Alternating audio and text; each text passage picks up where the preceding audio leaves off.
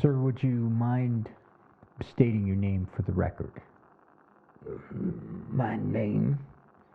My name is William Henry Brushy Bill Henry Antrim McCarty Billy the Kid Hugo Kid Texas Kid Roberts. That's your entire name? Legal name? That's what I said. Did I stutter? Okay, that's quite a name. You should see my driver's license. It's the size of a pizza box just to get all those names on there. Okay, well, is it okay if I refer to you as Mr. Roberts for the sake of brevity? Whatever. Mr. Roberts, you claim to be the legendary outlaw Billy the Kid. I did what? You claim, as I understand, to be Billy the Kid. Billy the Kid? Yes, Billy the Kid. You say I'm Billy the Kid? No, Mr. Roberts, you said you're Billy the Kid. I said I'm Billy the Kid. Yes, sir. Is that correct? Again, did I stutter? Oh, okay. I'd like to ask you some questions about that. I'd like to get some answers so that maybe people listening to this at some point in the future would be able to draw an informed conclusion. Don't use all them highfalutin words and stuff. Just ask me whatever it is you gotta ask me.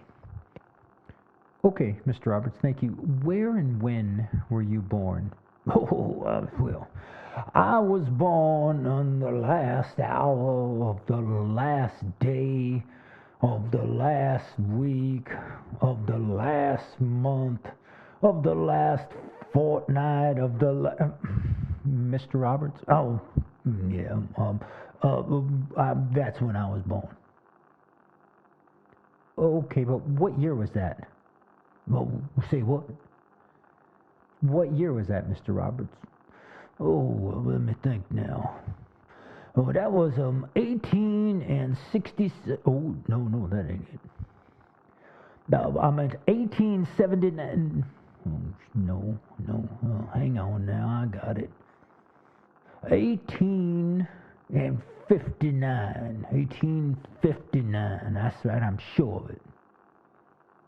Okay, and where is it that you were born, Mr. Roberts? I was born in Buffalo Gap, Texas, to Wild Henry Roberts. Buffalo Gap, Texas, 1859. That's right. Buffalo Gap, Texas wasn't founded until 1877. What do you mean? Well, I mean, there was no Buffalo Gap, Texas until 18 years after you say you were born there. It was founded in 1877. I didn't even know it was lost. Why does somebody have to found it? No. Founded meaning it was initiated. It was started. It was the beginning of the city. Well, whatever you said is not what I said. Anyway, that's where I was born, and that's when I was born. I remember it like it was yesterday. You remember the day you were born, Mr. Roberts, like it was yesterday? That's right. My mind is as sharp as a tack. I remember everything clean as clear. Oh, well, good. Then that'll help out quite a bit in the questions I'll have for you about being Billy the Kid. Whatever. Okay, so you were born there. Mr. Roberts, did you live in Silver City, New Mexico? Oh, that's right, yeah. I was there with my brother Joe and my mom Catherine. What are you looking at? Well, as I understood it, Catherine was your aunt and Joe was your cousin. That's what I said. No, you just called them your mother and your brother. Oh, hell, you clean your ears out, you son of a gun. Just don't worry about all them silly details. Silver City, you say? Yes, so you lived there with Catherine and Joe, and well, I don't really know who William Antrim was. Oh, William Antrim. He was a guy in Silver City, and he was there when I was there, and we would occasionally run into each other. That's about that's about all you need to know about him. Was he your step uncle? Well, I don't know nothing about that, but don't you worry about it. He was there, and I was there. And next question. Okay. Your aunt or mother died in 1874. Oh, saddest day of my life, I tell you. Oh, really? You remember it? Oh, I remember it well. She was shot down in a blaze of glory right there on the main street of Lincoln under the old hanging tree. Wait, Lincoln? I thought she died in Silver City. Oh, stop with your foolishness, boy. Just let's go. Move forward. Move on. Okay, you apparently left, according to what you've told other researchers, Silver City immediately thereafter. Is that correct? That's right. I got on my horse and I rode out of Silver City and made my way, around out there. Can you be more specific? Can you be less stupid? No. Okay. The thing is that it seems, based on the recollection of people that you knew in Silver City, Tony Connor, Chauncey Truesdale, that you actually lived there for a couple more years. Who's Connor and Boosdale? No, Chauncey Truesdale. Never heard of him. Well, you went to school with him. You lived with him for a short period of time, and you worked at the hotel owned by Tony Connor's father. Boy, I don't know who's making up stories about me, but I had never heard of either of those guys. Never met them. Never worked a day in my life. You didn't? Scratch that. Can I phone a friend? Phone a friend? Yeah, well, that'll be something big in the future. I don't think you need to worry about that. Okay. Why don't we talk about the Lincoln County War? You fought in it, correct? That's right. I fought bravely for the Confederacy, and under General Robert E. Lee. No, Mr. Roberts, I'm not talking about the Civil War.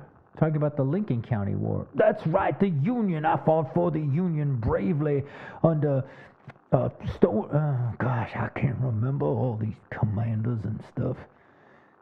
No, Mr. Roberts, you couldn't have fought in the Civil War. If you were born in 1859, you would have been at most 5 years old. Yeah, I was always pretty good with a gun, I guess. You're saying you fought in the Civil War on both the Confederacy and the Union side when you were no more than 5 years old. Can I get a lifeline from the audience? What? Forget it. Move on. I'm talking about the Lincoln County War, Mr. Roberts. No, that's right. That's right. The Johnson County War. No, Lincoln, New Mexico. Lincoln Johnson. Wait, did you just say Lincoln Johnson? Listen, just ask me your next question. You know, it's funny, Mr. Roberts, you said you remembered everything clear as a bell, but you're having a hard time remembering anything. There's a lot of pressure. Oh, I think I'm having a stroke. I can't remember anything. Are you okay? Do you need some medical attention? No. Just get me a baby aspirin and some whiskey and I'll be fine. Okay, here's your whiskey and here's a baby aspirin. All right, let's go now. Okay, so you can you tell us about fighting in the Lincoln County War? Well, of course I can. I know everything about it since I was there for the entire duration of the conflict. Now, uh, I remember that scoundrelly Englishman Dolan, that son of a. Mr. Roberts, Jimmy Dolan was an Irishman. Oh, that's right, hell of a fellow. I loved him a lot. Got that in common. We do, both Irish, and so yeah, we got on pretty good during the war. But, Mr. Roberts, I think that you fought on the side of John Henry Tunstall. He was an Englishman. Oh, well, that's right. It was one or the other. I just, 50-50 shot, I guess you could say. Yeah, John Tunstall, Englishman. That's right. Fought on his side during the war. Now we're on the same page. Finally, you dummy. There's no need to insult me. Well, there's no need to give you any kudos either, so let's move on. Okay. So, John Tunstall's killing sparked the war, and you were there at the time he was killed. Can you tell us about that? Can I tell you about it? I can see it in my mind as we speak, as if it were just yesterday. Oh, go on then, please, Mr. Roberts. Well, we were at a place, you see, and we was gonna go to this other place, you see, and we were doing that and going to that other place, and there was some people that was doing some other things in the same vicinity as we were, and so that's kind of it. That's kind of that's the detail that you need right there. You haven't told me anything. Oh, stop being so critical, you knucklehead. Well, can you be a little more specific of where you were and where you were going and the reason? So you're saying that you want me to tell you where we were and where we were going? Yes, please. Okay, well, where is it you think we were? Where do I think you were? Yeah, that's right. Where is it you think? I'd like to correct you if I could. Oh, okay. Well, as I remember, you were at the Tunstall Ranch. That's right, at the Tunstall Ranch, that's right. That's where we were, and we were going to go to that other place. Well, do you remember the other? Where do you think we were going? Well, as I heard, you were heading to Lincoln. That's right. There you go now. You see, you're not as dumb as you look. You're starting to get it now. We were at the Tunstall place, and we was going to the Lincoln place. And we was going. Okay, and you had some horses with you? Mm-hmm, that's right. We had horses with us. We were going from Tunstall place with horses to the Lincoln place. How many horses did you have, Mr. Roberts? 69. We had 69 horses. 69? Are you sure? I counted every one of them myself. I thought it was 6 or 9. No, well, see, you put those two together and you get 69. There's other ways to get 69, but for this purpose, that'll do. Okay, well, you had these horses and you were bringing them to Lincoln, and well, I don't want to tell the story for you. Oh, no, you're doing just fine. Go ahead, I'll correct you when you make a mistake. Okay, well, you were bringing these horses, and these men from the posse, headed by Sheriff Brady, came, and they were going to kill John Tunstall. That's right, they was going to kill John Tunstall. I remember I was riding alongside Tunstall, and we had this other regular. His name was, excuse me, Mr. Roberts, you had a what? A regular? Do you mean a regulator? Oh, I see you speak French. You put an accent on it. Regulator. Oh, that's like an extra syllable or something. We just call them regulars. Okay. So you had the regulars. That's right. And we had one guy. His name was John. What the heck was his last name? Centerton. Centerton, I think was his name. Yeah, that's it. John Centerton. Do you mean John Middleton? Well, it's the same thing. Center, middle, nexus. It all doesn't matter. You say it any way you want. If you want to take that attitude.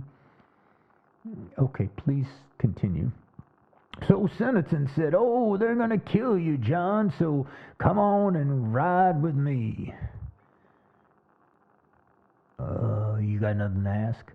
No, please, go ahead. Well, so I was riding next to John, and Centerton said, "Follow me," and "You too," he said to me, and I said, "I will follow." And then there's like drum beats and stuff like that. Probably should be a song or something. Anyways, I rode along with Centerton, and Tunstall, well, he didn't. Okay, so what happened to him next? Well, what happened to him next is he didn't ride next to Centerton, and next thing we knew, there was a war. So Tunstall was killed? Sure, if you want to go with that, I'll agree. Okay. So Tunstall's killed, and that starts the Lincoln County War. That's right. The bloodiest conflict in the history of our country. Tore us apart at the seams, winning our independence from the British. Mr. Roberts, I think you're talking about the Revolutionary War. Well, I've fought in many, many wars. It's quite natural to get a little confused here or there. But the Revolutionary War took place 80 years before you were even born. Oh, look, it's all semantics now. Let's not be silly about this. Okay. Let's get into some other details of the Lincoln County War, because it's kind of fascinating. You were involved in a number of the key battles and those kind of things. Do you want to fill us in on some of those? Well, of course I do. But nothing I'd love more than to do that. And so, here I go. You got to understand, there was some people there in the Lincoln County War, and then there was other people there in the Lincoln County War, and it went back and forth and back and forth, and then it came to an end, and that's pretty much that. How that satisfy you? Well, no. Actually, I was more curious about some of the details of who you fought alongside, maybe people that you killed, people that you saw die. Can we at least get some information about the final battle? Oh, yeah, I remember that. The 3-day Battle of Lincoln. Well, no. Actually, Mr. Roberts, it was a 5-day Battle of Lincoln. Every historian ever has cited it as the 5-day battle. Oh, yeah, that's right. But I only fought for 3 days. That's probably why I thought it was a 3-day battle. You only fought 3 of the 5 days? What did you do on the other 2 days? Well, I was late getting there. I had some time off coming to me from my time in the employ of John Tunstall, and so I took a little vacation, of course. And then, of course, when I came back, there was 3 days left, and so forthwith I joined the battle. Are you saying you had time off from your job with John Tunstall, like paid time off? Yeah, that PTO they call it. That's right. I earned that PTO, and wanted to make sure I didn't lose it before before the war was over, of course. Okay, PTO in 1878. Where did you go? Well, I went to see the Yaqui Indians, of course. Good friends of mine, and I'd go see them later again in life. But yeah, I liked seeing those boys up there in the Northeast. The Northeast of Mexico? Mexico? Well, yeah, the Yaqui Indians? No, the New York Yankees. Don't you ever hear the New York Yankees?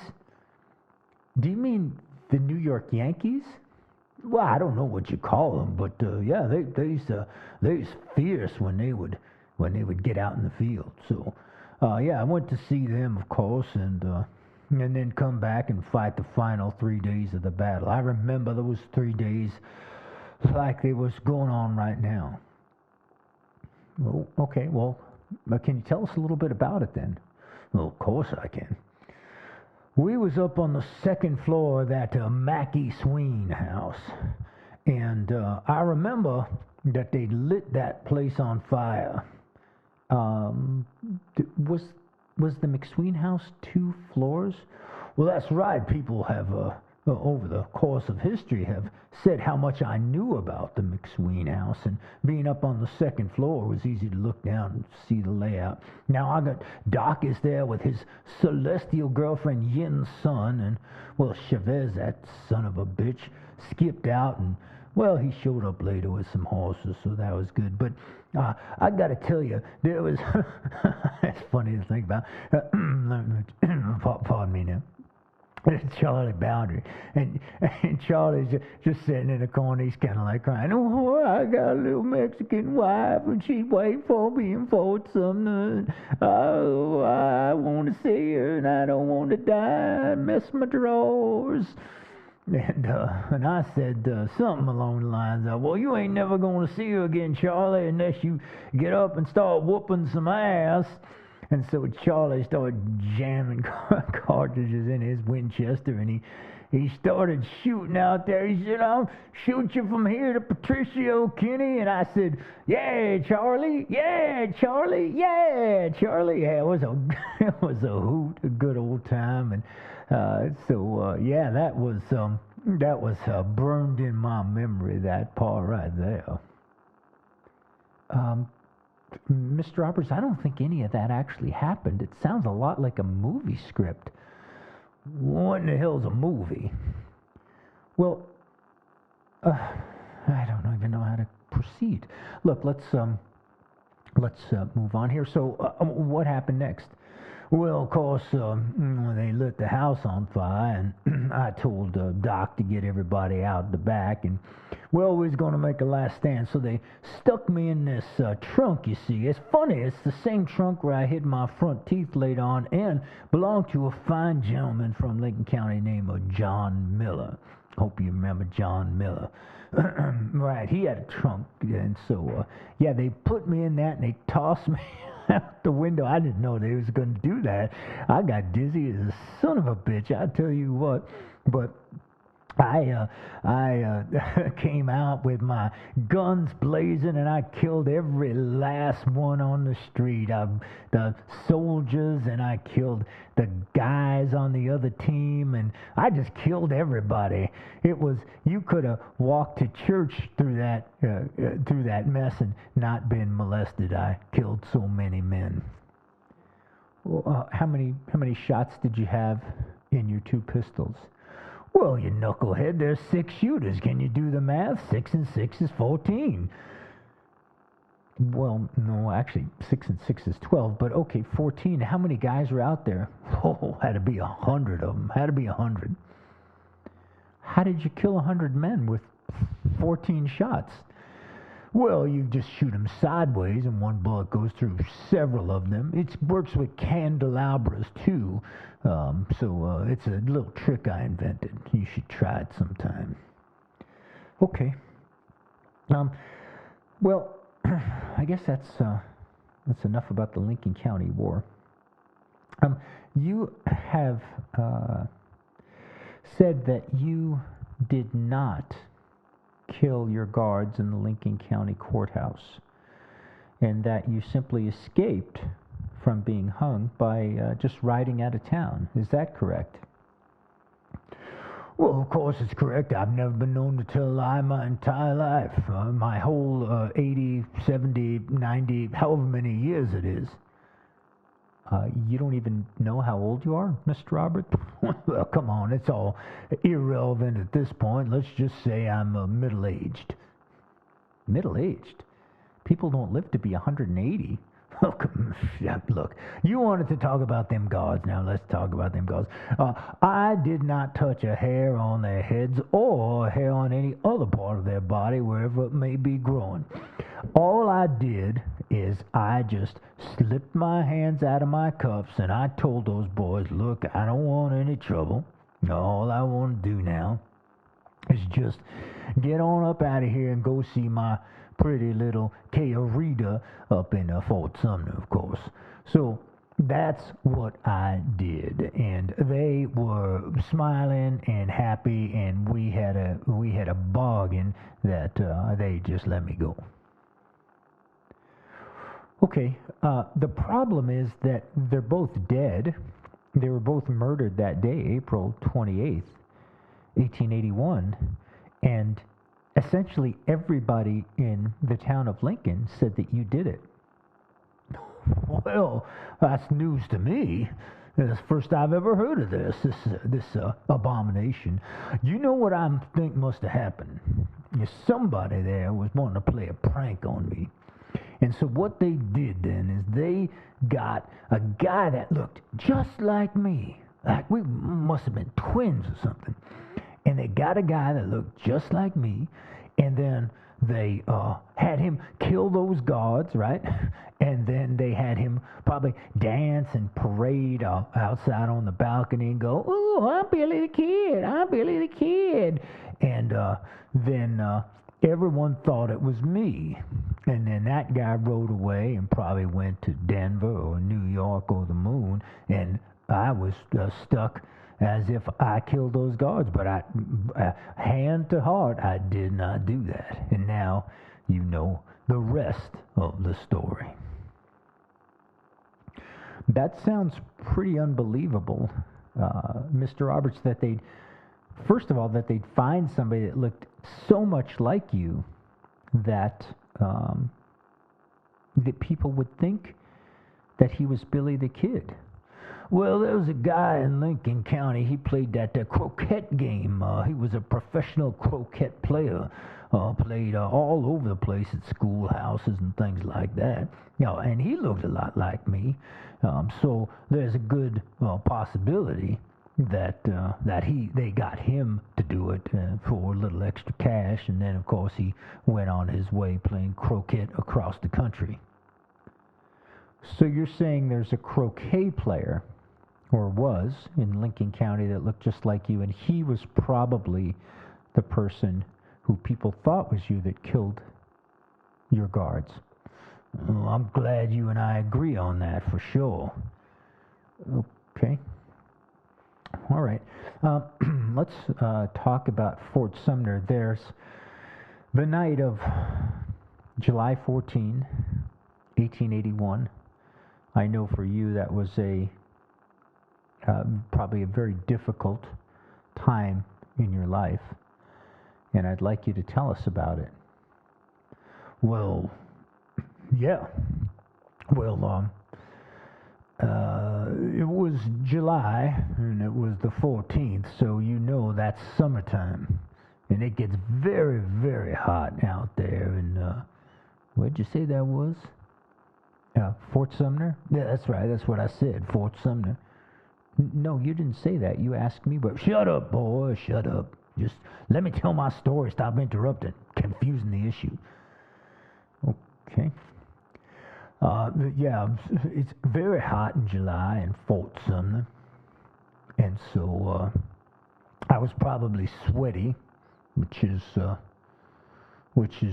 uncomfortable in even the best of circumstances. And of course, it was nighttime. Now you said the night, right? So it was dark, and I was sweaty, and that's what I remember about that night.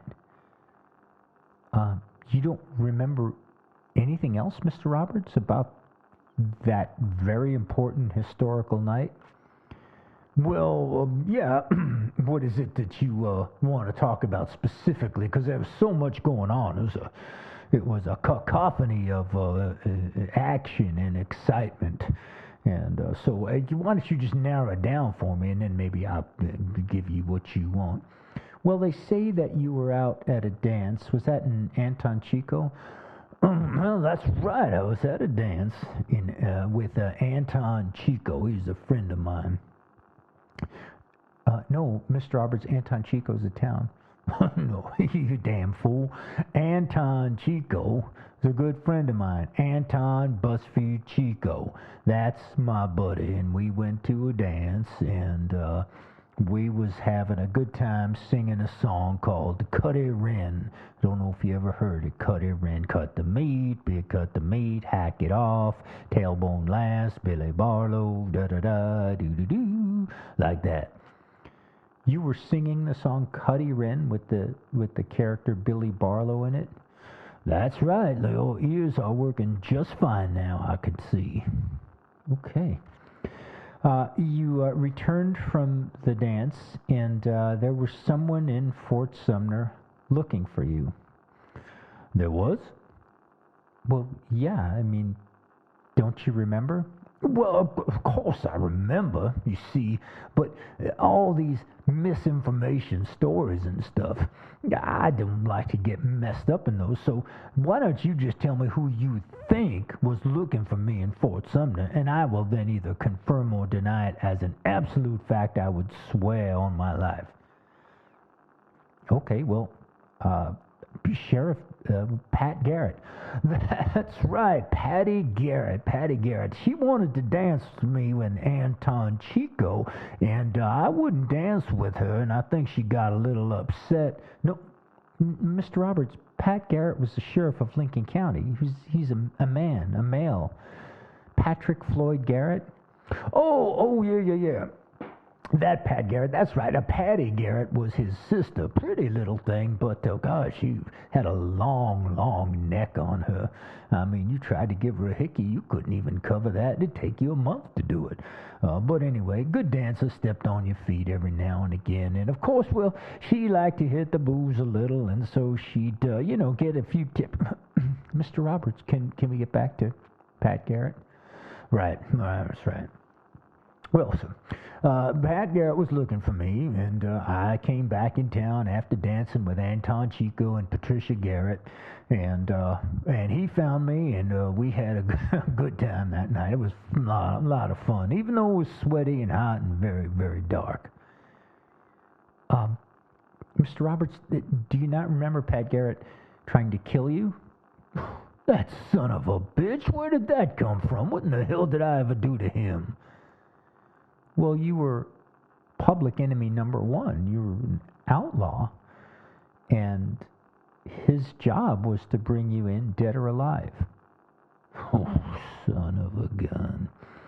Now it's starting to become clear to me what went on that night. I guess maybe that stroke I had earlier messed me up a little. But yeah, that's right. Pat Garrett came there because he was the sheriff of Lincoln County. Is Fort Sumner in Lincoln County? No, it's not. What in the hell was he doing there? Well, this is your story. I'd rather you tell it. No, fine. Pardon me. Anyway, Pat Garrett was looking for me, and he wanted to kill me. And I remember I was hiding out so he wouldn't kill me. Yes, at the house of Jesus Silva. Jesus Silver, that's right. It was Silva?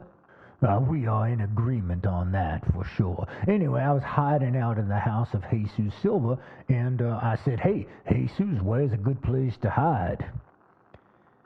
And, well, his house was pretty small, so it was pretty much just right there, sitting at the table is where I hid. You had someone with you, your partner. Do you remember that? Oh, do I ever remember that? My partner. Well, we've been partners for some period of time by that point. And what's good when you have a partner that knows you, because you can partner on a lot of things, and that to me made it a good partnership. Are we talking about Billy Barlow? Billy Barlow, that's right, Billy Barlow. Yeah, good fella, good a nice guy, pretty good dancer too, and yeah, could shoot pretty straight and all, so that was good. And anyway, I do remember now being kind of hungry. Yeah, well, we built up a powerful hunger dancing with Patricia Garrett and Anton Chico and Billy Barlow and, a whole bunch of girls. So, yeah, we wanted to get something to eat. So is that when Billy Barlow went to cut some meat from the yearling that was hanging on the porch of Pete Maxwell's? Well, seems like you've done your homework there, son. So, yeah, that's exactly what happened as I remember it. And Billy Barlow went over there and he cut that meat and he came back and we had two nice steaks and a beautiful Chateaubriand, as they say. Wait, you had what? Nothing, forget that. I thought Billy Barlow was shot and killed when he went to cut the meat. That son of a bitch got shot and killed when he cut the meat. They killed him for stealing meat, obviously. That's the way they do it in Fort Sumner. That Pat Garrett guy probably did it.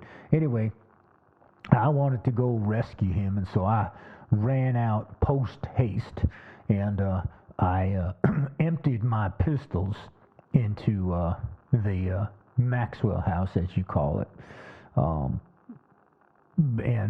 It was a tremendous gunfight, as I remember.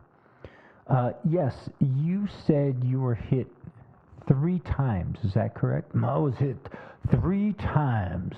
I was hitting the ankle, I was hitting the knee, I was hitting the hip. I thought it was the head, the shoulder, and the mouth. I didn't finish. I said the head, and then the shoulder, and then the mouth. But that's 6 times. Oh, you dumbass. I told you, 1 bullet hits 2 things. So I got shot up pretty good there, and I emptied my pistols. I probably killed them all, I don't know. Well, no, Pat Garrett lived until 1908. Well, I probably missed Garrett and maybe got the other guys. No, they were alive too. Well, what do you want? I got shot 6 times with 3 bullets. Mr. Roberts, every single witness who was there said that they only heard 2 shots. Now, if you emptied both of your pistols, that's 12 rounds. No, it was 14, dumbass. I told you, 6 and 6 is 14. Oh, okay, 14. There had to be a shot that killed Billy Barlow. They shot you a few times. I mean, that's a lot of shots and nobody ever heard them. People only ever remember hearing 2. 2 each. What do you mean, Mr. Roberts? Well, everybody heard 2. How many people heard 2? Gosh, I don't know, but 8, 10, 12 people? Well, that's your answer right there. You got to multiply 12 people times 2 shots. That's 27 shots. You got to add them all up. Oh, I got to teach you city boys everything. You must be a Yankee, New York Yankee, I bet you. No, but that's not the way that it works, Mr. Rob. Oh boy, I can't believe how dumb you are. You can't even do simple math. Good thing I went to school in Texas. Wait, I thought you went to school in Silver City. Strike that answer, reverse it, let's move on. Okay. So, you survived after being shot 3 times. I don't see a scar on your mouth. You got hit with a 44-40 round right in the mouth. I don't see a scar there. Is there any explanation for that? Well, of course there is. Vitamin E. It works tremendously on skin softness and suppleness and helps avoid scarring. You ought to try it with that mug of yours. All right, well, there's no need for being insulting, Mr. Roberts. There might be no need, but there's plenty of opportunity. All right. So you escape Fort Sumner, and then you go where?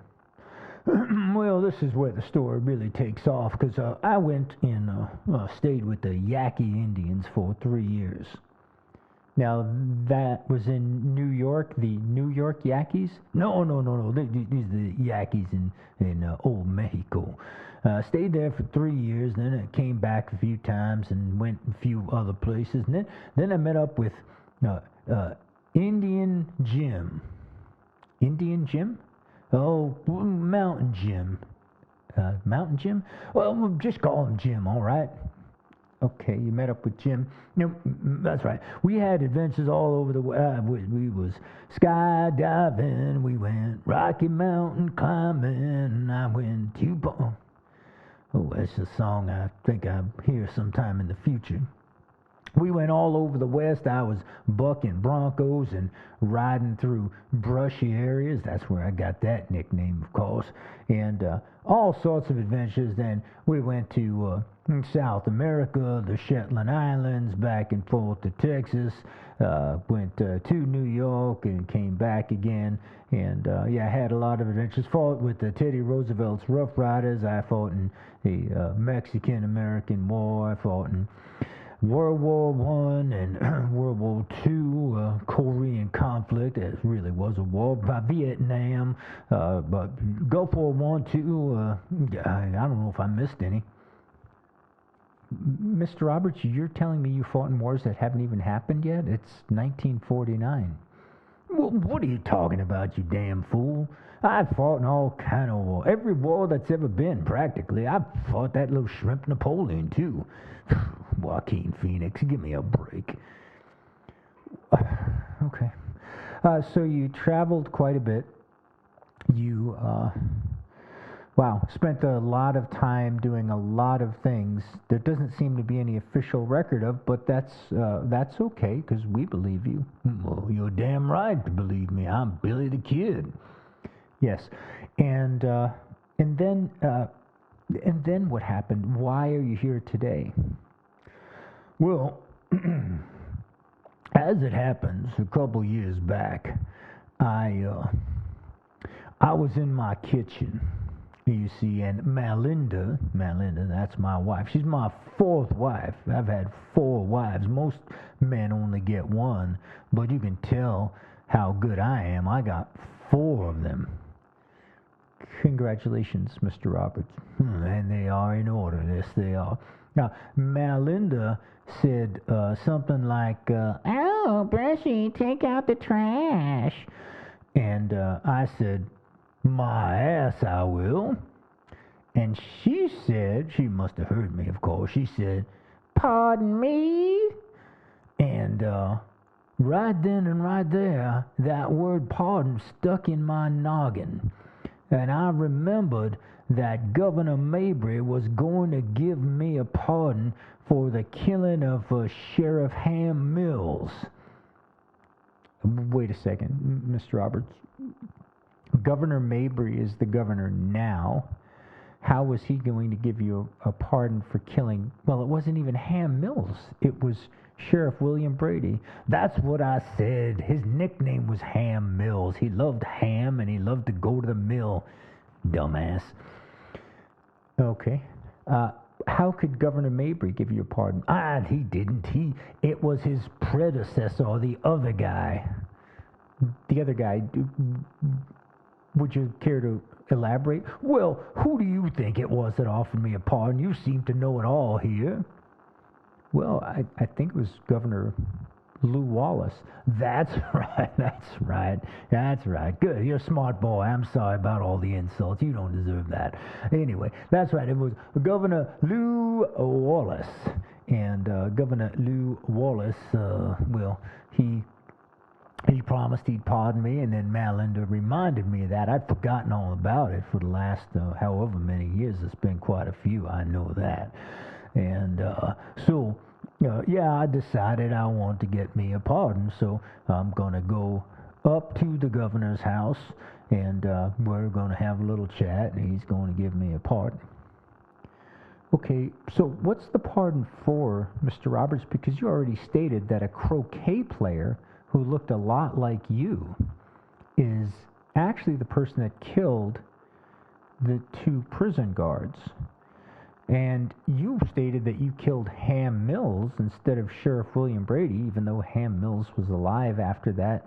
I'm not quite sure what the pardon was for. Well, that's why I'm Billy the Kid, and you're not. You're something I'd scrape off the bottom of my boot. You understand me, son? Yeah, but I don't quite understand the idea of the pardon if you didn't kill your guards and if you didn't kill Sheriff Brady. Well, of course I killed Brady. Everybody knows that. There was, oh, man, let me remember. I think there was about 50 or 60 of us that day. And we came charging down the main street of Lincoln on our bicycles. And, bicycles? You were riding bicycles in the Lincoln County War? Well, we lost our 69 horses in that whole thing that happened earlier. So, yeah, we would take bicycles and we'd ride them up into the mountains. We called them mountain bikes at the time. And we'd be doing some rock hopping and stump jumping and stuff like that. But we came zipping down the street. We did have our helmets on, of course.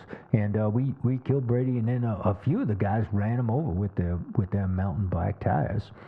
Which I thought was just wholly inappropriate for the occasion. And so this is the crime that you wanted to ask Governor Mabry for a pardon for. That's right. I am a middle-aged man, and I don't want to go to the grave with this stain on my soul. So I want to be free and clear to live my life as I see fit and not worry about any retribution or any action on the part of the government, you see. Okay. Do you think Governor Mabry will pardon you? Well, he'd be a damn fool if he doesn't. You see, pardon me, I fly in the face of the commonly told story of that, what was that guy's name there that was looking for me in Fort Sumner? Pat Garrett? Yeah, that's right. That's Patty Garrett. I escaped from his wrath that night. And I know that they buried they put a box of rocks, a saddle, a side of beef, Billy Barlow, a sheep herder, and I think an old mattress in that coffin, and that's what they buried there the next day. Are you saying they put all those things in one coffin? Well, it was a big coffin, but yeah, that's about right. And they rushed it into the ground by 10 or 11 o'clock the next morning. 10 or 11 o'clock? That doesn't sound very rushed. It sounds more like a leisurely pace. Well, you got to understand, it's summertime. It's very dark at night and very dark in the morning. Doesn't brighten up till 9 or 9:30. Well, that's not true, Mr. Roberts. It gets light about 5 a.m. in the summertime. Well, says you and your fancy timepiece, but I'm not worried about that. Anyway, the only reason he won't pardon me, if he doesn't, is because that grave, that abomination, is worth billions and billions of dollars every week to the state of New Mexico. You say the grave of Billy the Kid, or of you, is worth billions and billions, with a B, of dollars to the state of New Mexico every week? That's right. Your ears are working just fine now. Do you have any proof of this? All the proof I need is see how many people come through there, and then on their way out of town they buy themselves a soda pop and a hot dog. That adds up pretty quick now. Those hot dogs are 75 cents a piece, and a soda had another quarter on there. How many people do you need to get to $1 billion? Not many in my book, anyway. And so They're trying to rewrite history so they can save their jillions and jillions of dollars that they get every single day from having that fake grave over there in Fort Sumner. But I'm going to change that, and I'm going to let them know that Hyco, Texas, where I live, is the true center of the universe of Billy the Kid, and then we'll have jillions and billions of dollars come to Hyco versus Fort Sumner, who's it's stolen valor, as they like to say at some point in the future.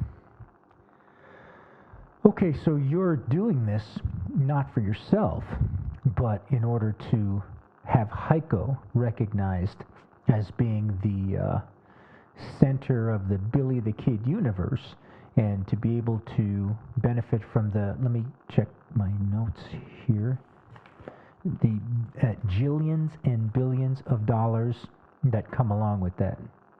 That's right. I'm glad you take notes. You're not as dumb as you look. You're close, but you're not quite there. Okay. All right, Mr. Roberts. There's no proof about jillions or billions of dollars. I don't know how many tourists would need to come through if that bought a hot dog and a soda, but I think it would be $1 billion to make $1 billion.